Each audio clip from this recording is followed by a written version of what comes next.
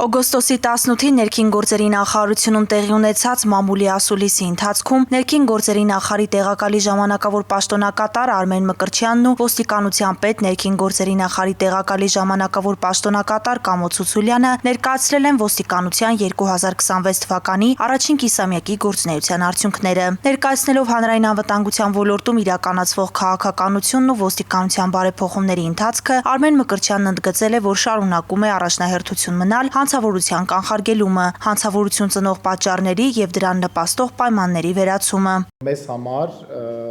շարունակում է մարտահրավեր մնալ քրեական ենթամշակույթը եւ մեր քաղաքականությունը այստեղ շատ հստակ է, մենք անզիջում պայքար ունենք այս երևույթի նկատմամբ, նշեմ, որ նաեւ սա իշխող քաղաքական ուժի քաղաքական առաջնահերթություններից է։ Նաև մենք ունենք հասարակության մեր քաղաքացիների շրջանում իրականացվելիք աշխատանք, որպեսզի հասարակության մեջ եւս այս երևույթի նկատմամբ անհանդուրժող մոտեցումը լինի լիարժեք։ Անդրադառնալով ոստիկանության բարեփոխումներին Արմեն Մկրտչյանը նշել է, որ ամբողջությամբ ձևավորվել եւ գործում են ոստիկանության 4 հենասյունային ուղղությունները։ Մենք գվարդիան ձևավորելուց մեծապես ուշադրություն ենք դարձրել համալրող ծառայողների կրթությանը, կրթական պրոցեսներից կառանձնացնի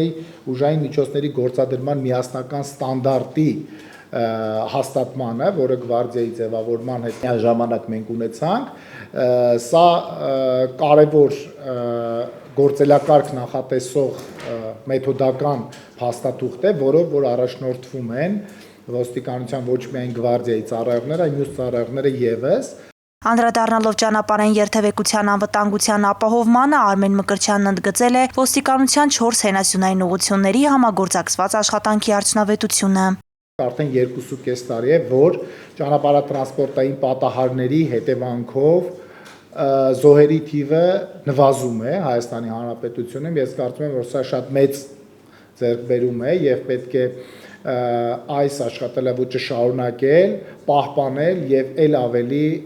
այս տեսանկյունից այդ թվերի եւ վիճակագրության նվազեցում արձանագրել։ Ոստիկանության թիրախային ուղղությունների շարքում Արմեն Մկրտչյանն առանձնացրել է նաեւ ընտանեկան եւ կենցաղային բռնության դեմ պայքարը։ Ունենք դեպքերի աճ, ինչը պայմանավորված է հաղորդումների ավելացումով, դիբելիությամբ։